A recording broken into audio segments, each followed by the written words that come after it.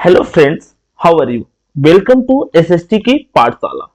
आज के क्लास में हम लोग डिस्कस कर रहे हैं इक्वालिटी चैप्टर जो 1 है, क्लास 7। इस चैप्टर में हम लोग अलग अलग बेसिस के बारे में जानेंगे कि इक्वालिटी को एक डेमोक्रेटिक नेशन में कैसे प्रमोट किया जाता है, और अगर डिस्क्रिमिनेशन हो रहा है या कहीं भी कोई डिफरेंसेज है तो उसको हम कैसे रिमूव कर सकते हैं, और इक्वालिटी जो होता है वो सिटीजन के लिए कैसे इंपॉर्टेंट होता है एक अच्छी लाइफ जीने के लिए, जिसमें हम अलग अलग कम्युनिटी वाले भी हैं, तो वहां पर हम कैसे इक्वालिटी के साथ रह सकते हैं या कौन कौन सी मेजर प्रॉब्लम होती है डिस्क्रिमिनेशन में, उसको हम इस चैप्टर में डिस्कस करने वाले हैं। तो चलिए बिना किसी देरी का एक इंटरेस्टिंग वे में इस चैप्टर को डिस्कस करते हैं।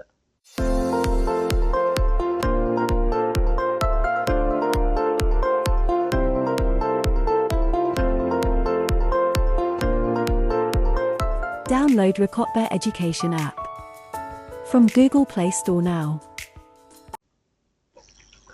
यहां पर देखिए एक वर्ड है, बड़ा ही सिंपल सा, इक्वालिटी इन इंडियन डेमोक्रेसी।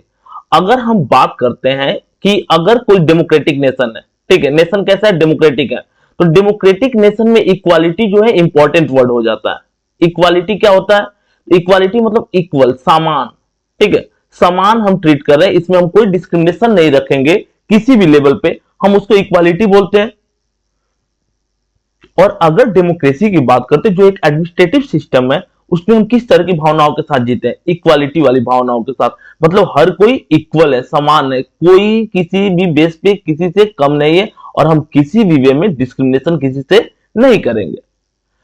अब यहां पर पॉइंट क्या बोला है? The Indian constitution recognise every person as equal. India का कॉन्स्टिट्यूशन क्या बोलता है कि रिकॉग्नाइज करता है कि हर कोई जो कि एक डेमोक्रेटिक नेशन में रहता है वो इक्वल है, चाहे वो किसी भी कास्ट क्रीड का क्यों ना हो, चाहे कितना भी रिच हो, चाहे कितना भी पुअर क्यों ना हो, वो क्या है, इक्वल है गवर्नमेंट की नजर में या जो कॉन्स्टिट्यूशन है उसकी नजर में। और रिलीजन, कास्ट, जेंडर देख करके डिस्क्रिमिनेशन नहीं किया जाता है डेमोक्रेसी में। This means that every individual in the country, including male or female person from all castes, religions, tribes, educational and economic backgrounds, are recognized as equal.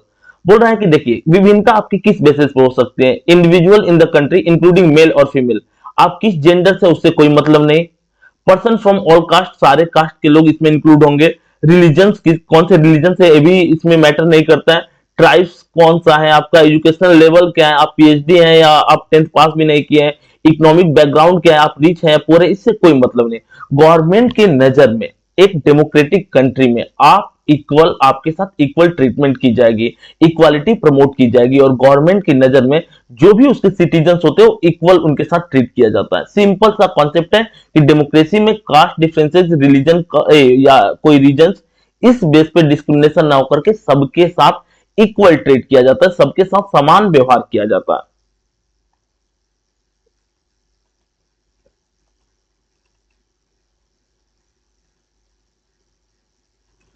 अब यहां पर देखिए कुछ पॉइंट्स रखे गए, इस पॉइंट्स के अकॉर्डिंग हम क्लासिफाइड करेंगे कि कौन कौन से आपके बेसिस होते हैं जिसके बेस पे डिस्क्रिमिनेशन होता है, और कैसे हम इक्वालिटी को प्रमोट कर सकते हैं। अब यहां पर फर्स्ट पॉइंट क्या है? फर्स्ट पॉइंट अगर हम देखते हैं तो बोला कि every person is equal before the law. Law के अकॉर्डिंग हर कोई इक्वल है, लॉ के अकॉर्डिंग किसी भी बेस पे किसी के साथ कोई डिस्क्रिमिनेशन नहीं होगा। व्हाट दिस मीन्स, इसका ये मतलब हुआ कि is that every person from the president of the country of to Kanta. Kanta जो एक डोमेस्टिक लेबर है, ठीक है, डोमेस्टिक वर्कर है, और प्रेसिडेंट उसके अकॉर्डिंग, प्रेसिडेंट डेमोक्रेसी में जो इक्वालिटी टर्म होता है उसके अकॉर्डिंग किसी कंट्री का प्रेसिडेंट, या अगर हम इंडिया की बात करें तो इंडिया में जो चैप्टर में दिया हुआ कि कांता एक डोमेस्टिक लेबर है और यहाँ पर प्रेसिडेंट, दोनों इक्वल है, ठीक है, has to obey the same law. हर किसी, इन दोनों को इक्वल लॉ का पालन करना है, किसी भी बेस पे किसी भी तरह का कोई डिस्क्रिमिनेशन नहीं होगा। सेकंड पॉइंट पर, no person can be discriminated against on the basis of their religion. किसी भी पर्सन को उसके रिलीजन के बेस पे, कि वो हिंदू है, मुस्लिम है, सिख है, ईसाई है, इस बेस पे डिस्क्रिमिनेशन नहीं किया जाएगा, क्योंकि डेमोक्रेसी में एक टर्म होता है सेकुलर। सेकुलर मतलब उस कंट्री का, उस रिलीजन, उस गवर्नमेंट का कोई नेशनल रिलीजन नहीं होगा। सेकुलर टर्म ऐड होने के बाद आप किसी भी रिलीजन को प्रीफर कर सकते हैं, हर रिलीजन को इक्वली ट्रीट किया जाता है। आप किस रेस के, ठीक है, गोरे हैं, काले, वो डिपेंड नहीं करेगा। किस कास्ट के, प्लेस ऑफ बर्थ आपका कहां है, अब मुंबई में जन्म लिए तो ये नहीं कि आपको ज्यादा अच्छा ट्रीट किया जाएगा, उड़ीसा के किसी गांव में जन्म लिए तो आपको कम ट्रीट किया जाएगा। आपको इक्वली ट्रीट किया जाएगा। वो नहीं मैटर करता है कि आप कहां जन्म लिए हो, विदर दे आर मेल और फीमेल। पहले भी हम चर्चा की है कि आप मेल है फीमेल है, कहां पे किस प्लेस पे जन्म लिए हैं या किस रिलीजन से है, किस रेस से है, ये मैटर नहीं करता है डेमोक्रेसी में। थर्ड पॉइंट बोला, every person has access to all public places including playgrounds, hotels, shops and market. हर कोई, जैसे इंडिया के सिटीजन जो है किसी भी जगह पे जा सकते जो पब्लिक प्लेसेस हो, और उसका एग्जांपल है प्लेग्राउंड्स। चाहे प्लेग्राउंड्स हो तो प्लेग्राउंड्स में हर कोई जा सकता है, होटल्स है तो होटल्स में हर कोई जा सकता है, शॉप्स में हर कोई जा सकता है, मार्केट में हर कोई जा सकता है। ऐसा नहीं कि कास्ट देख करके, रिलीजन देख करके, इकोनॉमिक बैकग्राउंड देख करके आप जाते हो। इमेजिन करो आपकी पटना में कोई मॉल, ठीक है, तो उस जैसे सिटी सेंटर मॉल बड़ा ही भव्य बढ़िया सा है, तो क्या वहां पर कास्ट देख करके, रिलीजन देख करके, आपके रिचनेस देख करके एंट्री देता है? नहीं, आप जा सकते हो इन जगहों पे। वहां पे आपके रिच और पुअर का क्लासिफिकेशन नहीं होता, आप गोरे हैं काले हैं इसका कोई क्लासिफिकेशन नहीं होता, क्योंकि हम लोग इक्वालिटी को मानते हैं, इक्वालिटी को प्रमोट करते हैं। All person can use publicly available wells, roads and बड़ा की बाथिंग। जैसे कोई भी पर्सन जो है पब्लिकली अवेलेबल वेल्स, रोड्स या कोई भी बाथिंग घाट्स इस सब का यूज कर सकता है, इस बेस पे भी कोई डिस्क्रिमिनेशन नहीं होता। यानी कि पब्लिक मतलब गवर्नमेंट की जो भी प्रॉपर्टी है या गवर्नमेंट की जो भी आपके टर्म्स है, गवर्नमेंट की जो भी ऑफिस, वहां पे हर कोई जा सकता है, उसमें आपके कास्ट रिलीजन के बेस पे कोई डिस्क्रिमिनेशन नहीं किया जाता। Fourth, untouchability has been abolished. जो फोर्थ पॉइंट है अनटचेबिलिटी, अनटचेबिलिटी मतलब छुआछूत जो होता है, जिसमें विलेज के लोग स्पेशली अपर क्लास लोग लोअर क्लास के साथ अनटचेबल बिहेवियर रखते हैं, उनके द्वारा छुए गए पानी से को नहीं पीते हैं, या वो जिस थाली में खा लेते उस थाली में नहीं खाते, ऐसी थिंकिंग को हटा दिया गया, अनटचेबिलिटी को पूरी तरह से एबॉलिश किया गया इंडिया से।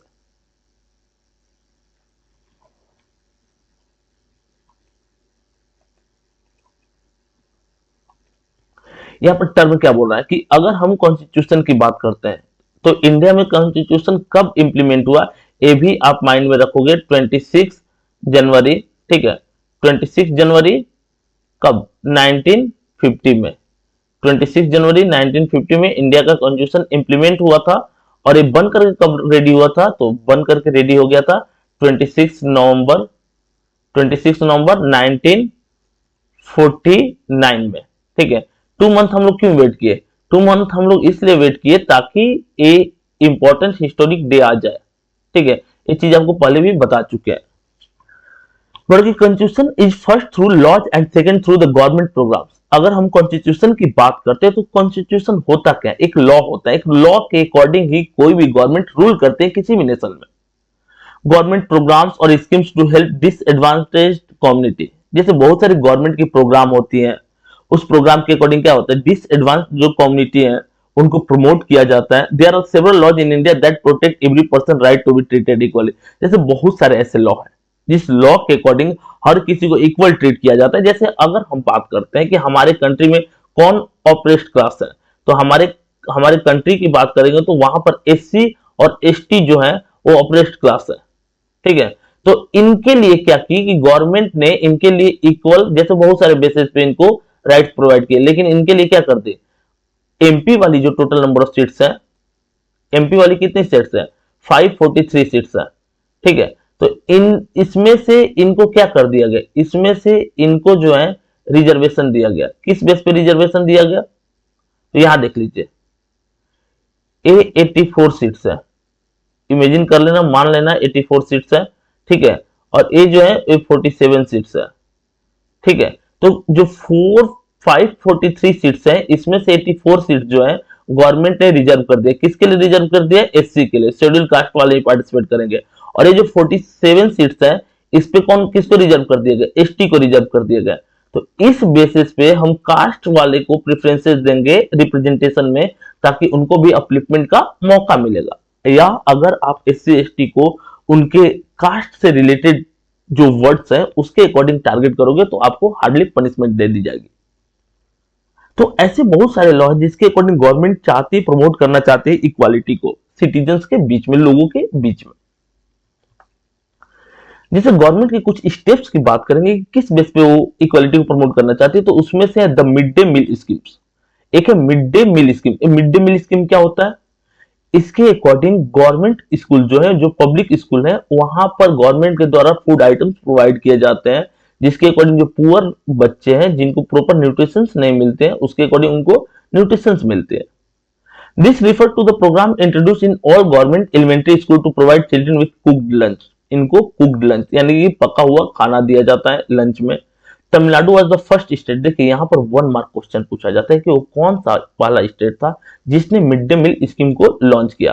तो mid day meal scheme launch करने वाला जो स्टेट था वो तमिलनाडु था, एंड इन 2001। एक तो कौन सा स्टेट था, तो तमिलनाडु था, और कब किया, 2001 में किया। The supreme court asked all state government to begin this programme. उसके बाद सुप्रीम कोर्ट जो इंडिया का हेड जुडिशरी है, उसने सारे गवर्नमेंट को क्या किया कि बताया कि आप भी इस प्रोग्राम को इंट्रोड्यूस कीजिए, आप भी इस प्रोग्राम को प्रीफर कीजिए। कौन सा प्रोग्राम? मिड डे मील, जिसके अकॉर्डिंग पुअर बच्चों को खाना मिलेगा और उनको भी अपलिफ्टमेंट का मौका मिलेगा।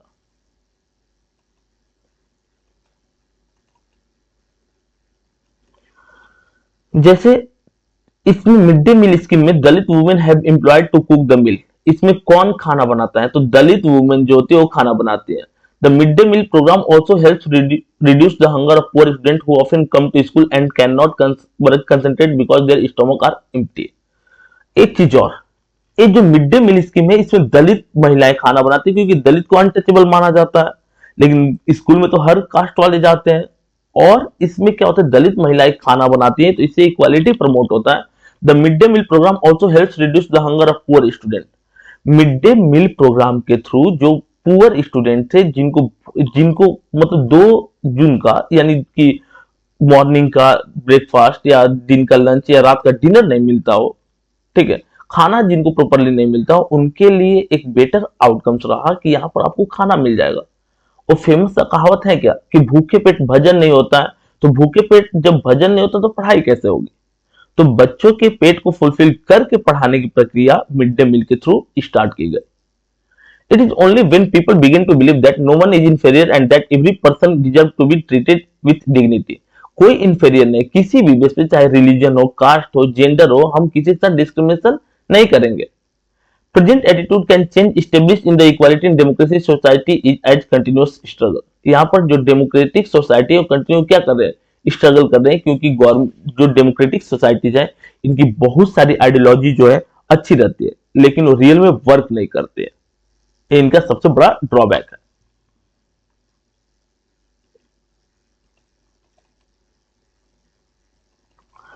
So for example, in United States of America, the African American बोला कि whose ancestors were the slave who were brought over from Africa continue to describe their lives today as a largely unequal।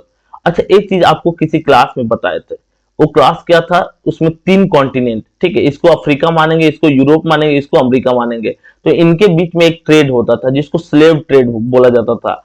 ये जो Europe वाले हैं, ये मान लो आप Europe वाले हैं, ठीक है, यूरोप वाले आते थे कहां पे? अफ्रीका में, आगे अफ्रीका में, और अफ्रीका से स्लेव लोगों को परचेज करके ले जाते थे। कहां ले जाते थे?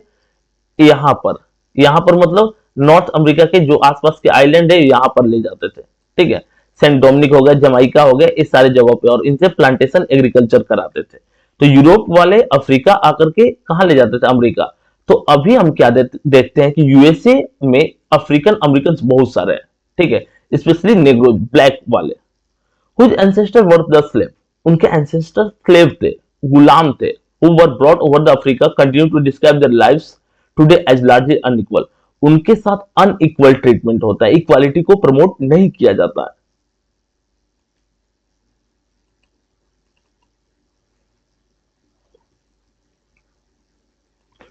अगर हम एक लेडी की बात करेंगे कि किसने सिविल राइट मूवमेंट स्टार्ट किया, तो उनका नाम था रोजा पार्कर, ठीक है, बड़ा ही फेमस सा नाम है और इनका बार बार जिक्र किया गया इस चैप्टर में। रोजा parks was an African American women. रोजा पार्क्स कौन थी? तो अफ्रीकन अमेरिकन वुमेन थी, महिला थी। Tired from a long day at work, she refused to give up her seat on the bus of white man 1 December 1955। अच्छा, ये पूरे दिन के काम से थक गई थी और उसके बाद इन्होंने अपने बस की सीट देने से मना कर दी। देखिए यूएसए में क्या एक सिस्टम था कि अगर आप ब्लैक पीपल है और व्हाइट पीपल आपके बगल में, आप पहले से सीट पे बैठे हो, तो व्हाइट पीपल को देख करके आपको सीट खाली करके व्हाइट पीपल को देनी रहती थी। क्योंकि ये पूरी तरह से थक चुकी थी, एक रिबेलियन थी, मतलब रिवोल्ट कर देती अगर इनकी बातों को लोग नहीं मानते, तो इन्होंने रिफ्यूज कर दिया व्हाइट पीपल को अपना सीट देने के लिए। अब क्वेश्चन आ जाएगा आपका कि आप बताइए कि कब रिफ्यूज की, तो 1 दिसंबर 1955 को रिफ्यूज की। Her refusal that day started a huge agitation against the unequal wages in which African American were treated and which came to be known as the civil right movement. वहां पर एक movement start हो गया जिसको हम बोलते हैं civil right movement. ये अपने वेजेज के लिए फाइट कर रहे थे, अपने राइट्स के लिए फाइट कर रहे थे।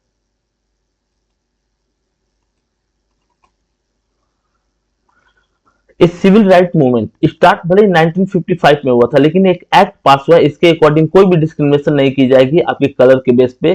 Prohibited discrimination on the basis of race, religion और नेशनल ओरिजिन, कि आप किस देश से बिलोंग करते हैं, आपका रेस क्या है, गोरे हैं या काले हैं, या किस रिलीजन से बिलीव करते हैं, इस बेस पे कोई डिस्क्रिमिनेशन नहीं होगा। ये बड़ा ही फेमस सा क्वेश्चन है कि एक्ट कब पास किया गया। ये एक्ट 1964 में पास किया गया।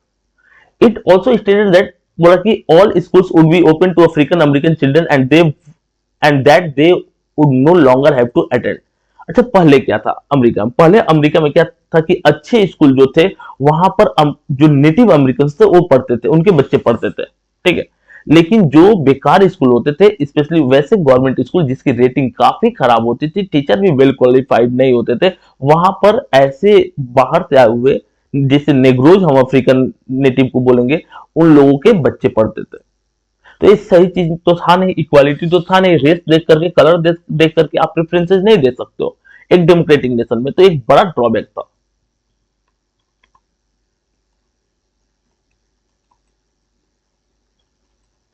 Challenges of democracy. अच्छा, डेमोक्रेसी के लिए क्या चैलेंज हो सकता है? डेमोक्रेसी के लिए बहुत सारे चैलेंज है। एक तो करप्शन इसमें बहुत ज्यादा होता है, डिसीजन मेकिंग प्रोसेस स्लो है, इकोनॉमिक डेवलपमेंट कम होता है, या इलेक्शन की बात करते हैं तो अनफेयर इलेक्शन होता है, कुछ ऐसे भी करप्टेड लोग जो है वो लीडर बन जाते हैं। तो डेमोक्रेसी के लॉट ऑफ चैलेंजेस है। No country can be described as being completely democratic. अच्छा, किसी भी कंट्री को कंप्लीटली डेमोक्रेटिक कंट्री डिस्क्राइब नहीं किया गया, क्योंकि अगर हम डेमोक्रेसी के सही आइडियोलॉजी को प्रीफर करने लगे और उस बेस पे कंट्री को क्लासिफाइड करेंगे तो कोई भी कंट्री सुटेबल डेमोक्रेटिक कंट्री नहीं हो जाएगा। किसी न किसी कंट्री ने कोई ना कोई आइडियोलॉजी को मिस किया होगा, तो उस बेस पे तो हम उसको डेमोक्रेसी का टैग नहीं दे रहे। They are always communities and individuals trying to expand the ideas of democracy and push for a greater recognition of equality on existing as well as new issues। जैसे पहले से जो इश्यूज लाइज कर रहा है, ठीक है, उस इश्यूज पे, या हम greater recognition of equality on existing as well as new issues, जो एग्जिस्ट कर रहे हैं या कुछ नए इश्यूज पे इक्वालिटी को प्रमोट कर सकते हैं, और जितनी भी डिस्क्रिमिनेशन, जितनी भी डिफरेंसेज है उसको इजिली खत्म कर सकते हैं।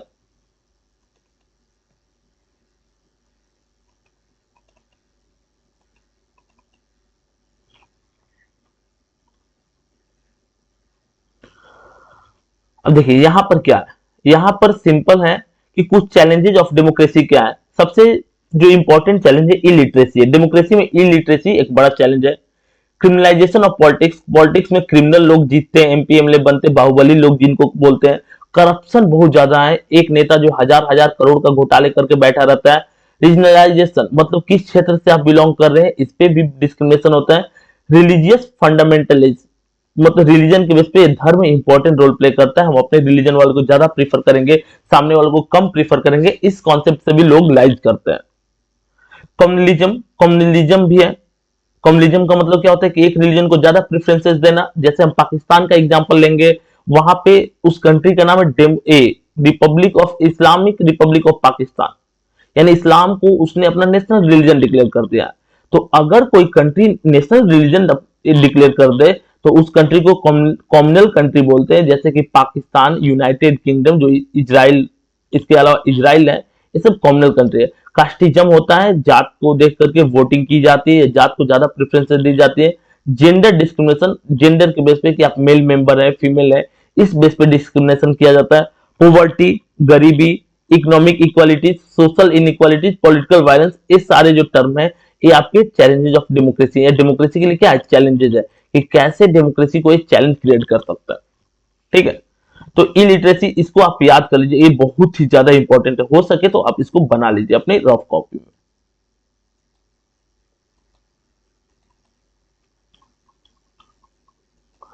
The state shall not deny to any person equality before the law और equal protection of the laws within the territory of India. बोले कि इंडिया के टेरिटरी में आप किसी के साथ अनइक्वल ट्रीटमेंट नहीं कर सकते हो, आप उनको चेन से बांध करके नहीं रख सकते हो।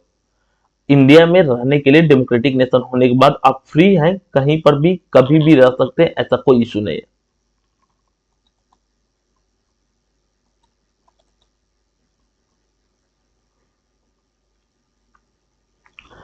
इस तरह से ये जो पार्ट है, ये जो चैप्टर 1 है ये खत्म होता है, क्योंकि ये बहुत ही छोटा सा पार्ट था, बहुत ही छोटा सा चैप्टर था, बट काफी इंफॉर्मेटिव चैप्टर था। तो आप इस वीडियो को अच्छा से देखो, और मैंने आपको बार बार बोल रखा है कि जब भी आप वीडियो देखो तो रफ कॉपी ले करके बैठो, कुछ इंपॉर्टेंट चीजें रहे तो उसको नोट डाउन करना न भूलो।